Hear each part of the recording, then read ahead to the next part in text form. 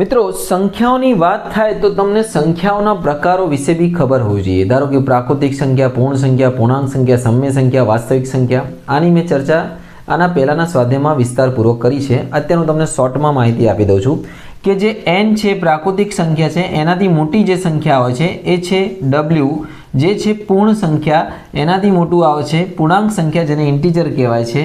પછી આવે છે સમય સંખ્યા જેને આપણે દર્શાવીએ છીએ ભાઈ q વડે, અને પછી આવે છે વાસ્તવિક સંખ્યા જેને દર્શાવે છે r। હવે આ તમને જાણવું કેમ જરૂરી છે કે જે આપણે સ્વાધ્યાય 1.2 ગણી રહ્યા છે એનો પહેલો પ્રશ્ન છે કે સત્ય છે કે અસત્ય એ જણાવો કારણ સહિત। તો સમજવા માટે તમને આનો ખ્યાલ હોવો જોઈએ। ઓકે, તમારે હંમેશા એટલું યાદ રાખવાનું કે આમથી કોઈ પણ સંખ્યા આમ છે પણ આમ નથી। હવે આનો મતલબ બી શું થાય છે સમજાવી દઉં છું। આમથી આમ છે, ધારો કે પ્રાકૃતિક સંખ્યા પૂર્ણ સંખ્યા છે, પ્રાકૃતિક સંખ્યા પૂર્ણાંક સંખ્યા છે, પણ આ સંખ્યા આવું નથી। તો ચલો હવે પ્રશ્નોને લઈ લઈએ આપણે ચોપડીમાં જે આપ્યા છે। તો મારી પાસે નવા અભ્યાસક્રમની મુજબની ચોપડી છે, બરાબર ને? તો આ ચોપડીમાંથી આપણે સ્વાધ્યાય 1.2 નો પહેલો પ્રશ્ન જોઈ લઈએ। 1.2 નો પહેલો પ્રશ્ન છે, નીચેના વિધાનો સત્ય છે કે અસત્ય કારણ સહિત ઉત્તર જણાવો। પહેલો પ્રશ્ન છે, દરેક અસમ્ય સંખ્યા એ વાસ્તવિક સંખ્યા છે। હવે સમજીએ, અસમ્ય સંખ્યા એટલે ક્યુમાં આવે છે, બરાબર ને?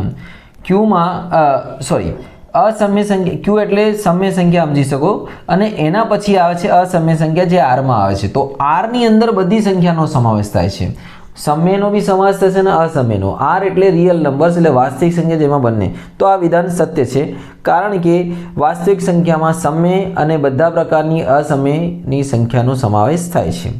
બીજો પ્રશ્ન છે, સંખ્યા રેખા પર દરેક બિંદુ કોઈ પ્રાકૃતિક સંખ્યા m માટે રૂટ m સ્વરૂપનું હોય। હવે જો સંખ્યા રેખા પર તમને ખબર હોય સંખ્યા રેખાની, તો સંખ્યા રેખા પર 0, 1, 2 અને -1, -2। હવે જો પ્લસ વાળા માટે એટલે ધન સંખ્યા માટે કોઈ પણ નંબર છે તો રૂટ 1 છે તો એનું 1 મળી જાય, અથવા એને રૂટ 2 મળી જાય, વાંધો નહીં। પ્લસ માટે કોઈ પ્રોબ્લેમ નહીં, પણ માઇનસ માટે એનું વર્ગમૂળ ના નીકળે, એટલું યાદ રાખજો। એટલે આ વિધાન શું છે? અસત્ય છે, જે ઋણ સંખ્યાઓ માટે લાગુ પડતો નથી।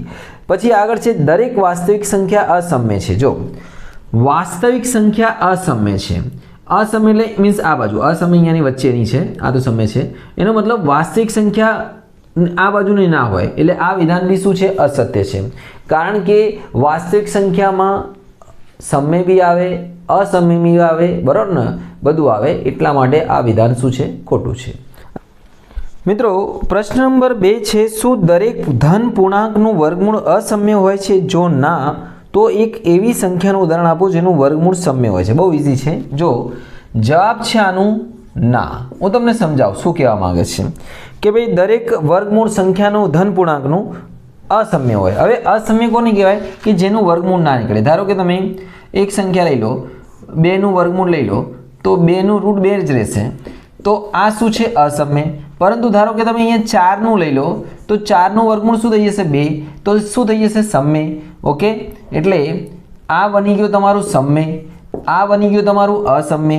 પછી ધારો કે તમે અહીંયા રૂટ 5 લઈ લો, તો તમને મળશે રૂટ 5 ના 5 જ, પણ કદાચ અહીંયા રૂટ 9 લઈ લો તો એનું થઈ ગયું 3, એટલે સમય બી મળે।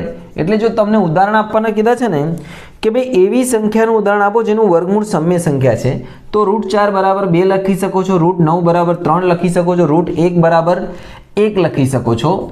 આ બધા સમયના ઉદાહરણો છે। ઓકે, એટલે હંમેશા યાદ રાખો કે વર્ગમૂળ ના જ નીકળે એવું ના બને, સાદી ભાષામાં વર્ગમૂળ નીકળે બી ખરી, અને એ નીકળે એ સમય કહેવાય।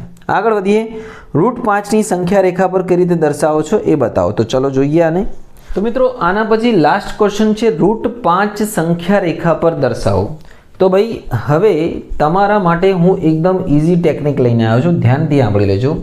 રૂટ 5 સંખ્યા રેખા દર્શાવવા માટે તમારે સૌથી પહેલાં એક તો રેખા દોર દેવાની છે।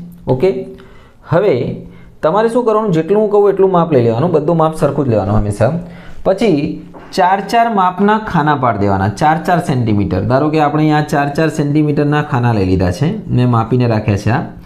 આ તમારી ફૂટપટ્ટીમાં નાનું બનશે કે આપણે બોર્ડ ઉપર ચલાવી રહ્યા છે તો બોર્ડ પર મોટું દેખાશે। 4 સેમીના ખાના પાડી દો। કેટલા ખાના પાડવાના? વેરી સિમ્પલ, એક ખાનું અહીંયા 0 વાળું પાડી દો, 0 અહીંયા લખી લો, એક 1 લખી લો, એક 2 લખી લો, અહીંયા લખી લો -1 -2, આ થઈ ગયું તમારું કામ. તો ખબર પડી ગઈ પહેલું કામ શું કરવાનું, 4 સેમીના ખાના પાડી દેવાના. ઓકે, તમારા કંપાસ બોક્સમાં એક આવું સાધન હશે, આવું આકારનું, જે છે એકચ્યુઅલી આવું આમ હશે, મેં તો બનાવેલું છે, એવું લઈ શકો. નાનું અને મોટું બે હશે તો ગમે તે એક લેવાશે તો ચાલશે, બરાબર ને, ખાલી કાટખૂણું હોવા જોઈએ. અને પછી શું કરવાનું, તમારે આવા સાધનને 0 અને 1 ની વચ્ચે મૂકવાનું, બરાબર ને, જે ફિક્સ આપણું માપ છે. અને ના હોય તો 4 સેમી આપણે લેવાનું છે અને 4 સેમી ઉપર લેવાનું છે, 4 સેમી નીચે 4 સેમી ઉપર ખાલી આમ મૂકી દેવાનું ફિક્સ, બરાબર ને. અને સીધી રેખા આપણે લઈ લેવાની, આની જોડી દીધી, આટલી સીધી રેખા કરી દો, આ 0 અને 1 ની વચ્ચે મૂકીને. ઓકે, પછી આને જોડ દેવાનું. તો આની અંદર જોડ દેશો તમે, બરાબર, ફૂટપટ્ટીથી પણ જોડી શકો, આનાથી પણ જોડી શકો છો. તો જ્યારે જોડશો ને તમે, તો આ તમારું બની ગયું છે. આ પેલું નામ આપી દઈએ આને, આ છે એક બિંદુના નામ જે તમારે આપવું હોય. અહીંયા નામ આપી દઈએ આપણે, P નામ આપી દઈએ. તો આ થઈ ગયું છે અહીંયા √2. આ શું બની ગયું છે, √2. એટલે √2 પૂછાય અને આ બંને સરખા લેવાના, 1 ગણાય, આ બી 1 ગણાય, આ બી 1 ગણાય, બરાબર ને, 1 માં બંને સરખા છે, 4. ઓકે, આટલી ખબર પડી ગઈ. આ થઈ ગયું છે આપણું કાટકોણ. હવે શું કરવાનું, ધ્યાનથી જોજો. હવે આ જે કાટકોણ છે, યાદ રાખજો, એને અહીંયા મૂકવાનું આપણે, એક્ઝેક્ટલી અહીંયા, દેખાય તમને? ઓકે, અહીંયા મૂકીને તમારે સીધું એનાથી એકદમ 90ના ખૂણા પર, એકદમ ટચ ટુ ટચ ખૂણા પર મૂકવાનું.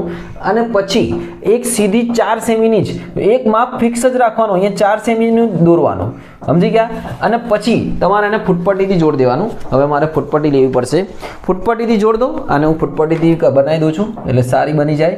અને ફૂટપટ્ટીથી દોરીને આને જોડ દો. હવે આની સાથે આને O7 એટલે 0 સાથે, બરાબર ને, થોડુંક આમાં ક્રોસમાં જશે, થોડુંક સીધું નહીં આવશે. આ થઈ ગયું આપણું, આ થઈ ગયું છે આપણું Q. લઈ લો, અહીંયા જેવી નામ આપી દો. અને અહીંયા બી બતાવી દો કાટખૂણો. અને આ થઈ ગયું છે આપણું √3, છેલ્લે લખી દઈશું, અત્યારે નહીં લખતા, √3 થઈ ગયું છે. અને હવે ફરીથી એ જ પ્રોસેસ કરો.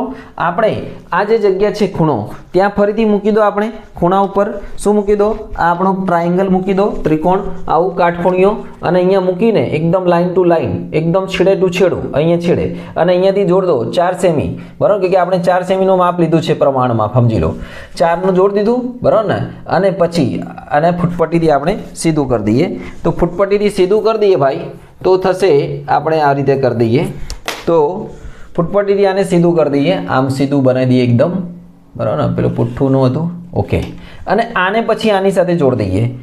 ઓકે, આ બની ગયું છે આપણું √4. This is our √4. અને હવે છેલ્લો ખાનો આપણે લઈ લઈશું, ફરીથી એક ટ્રાયંગલ લઈ લઈશું આપણું, અને ટ્રાયંગલને અહીંયા મૂકીશું, આમ એક્ઝેક્ટલી અહીંયા, બરાબર, આની લાઇન ટુ લાઇન, અને છેલ્લે છેડે ટુ છેડે. અને અહીંયા 4 સેમી લેવાનો ફિક્સ, એમાં માપ વધારવાનું નહીં, કે આપણો 4 સેમીનો માપ લીધો છે. અને હવે આને ફૂટપટ્ટીથી આપણે સીધું કરી દઈએ. ફૂટપટ્ટીથી અહીંયા બી દોરી દઈએ આપણે, એટલે અહીંયા થોડું જે તમારે તો સીધું જ આવશે પહેલાંથી, કે તમારી જોડે સારું એવું હશે ફૂટપટ્ટી. અને હવે આને જોડી દઈએ. તો આટલું થઈ ગયું આપણું, આ આમથી આમ. ઓકે, અને અહીંયા દરેક ખૂણો કાટખૂણો છે ભાઈ, એટલે અહીંયા બી દરેક ખૂણો કાટખૂણો બતાવી દઈએ. QR લખી દો, S લખી દો, થઈ ગયું. આ થઈ ગયું આપણું √2, આ થઈ ગયું આપણું √3, આ થઈ ગયું આપણું √4, અને આ થઈ ગયું આપણું √5. હવે √5 થઈ ગયું છે, ધ્યાનથી જોજો. √5નું માપ માપી લો. O થી આટલું જે S સુધીનું માપ છે, જેટલું બી નામ લખ્યું તમે એટલું માપી લો ફૂટપટ્ટીથી. પરિકર્મીથી બી કરી શકો છો. ધારો કે હું આટલું માપી લઉં છું, આટલું થઈ ગયું. એને તમે અહીંયાથી આટલું લઈ લો, દેખાય તમને? જેટલું 2 થી વધારે આવશે જેટલું. અને અહીંયા તમે એનાથી ચાપ કરી દો, આમ ચાપ કરી દો. આ થઈ ગયું છે તમારું √5. ઓકે, કદાચ તમને √3 કીધું હોત ને આમાં, તો √3નું માપ માપી લેવાનું, આમાં પરિકરથી બી કરી શકાય, અને આમ લઈ લેવાનું. તો √3 2ની અંદર જ આવશે, √3, બરાબર ને, 1.73 ની આસપાસ. તો આ થઈ ગયું છે આપણું √5. આ રીતે તમે ઇઝીલી જો આને બનાવી શકો છો, વેરી સિમ્પલ છે, બરાબર ને. આશા રાખું મિત્રો તમને ખ્યાલ આવી ગયો હશે, બરાબર ને. ઇઝીલી આવી રચના તમે બનાવી શકો છો, અને પ્રેક્ટિસ કરજો, 2-3 વખત દોરજો તો તમને આ ક્લીન એકદમ ઇઝીલી આવી જશે. ઓકે, તો તૈયારી કરો, આગળ વધો. હા ને હા, ચેનલ પર નવા હો તો સબસ્ક્રાઈબ જરૂર કરશો, જેથી તમને તમારા કામના ગણિત અને વિજ્ઞાનના વિડીયો મળતા રહેશે. શુભમ.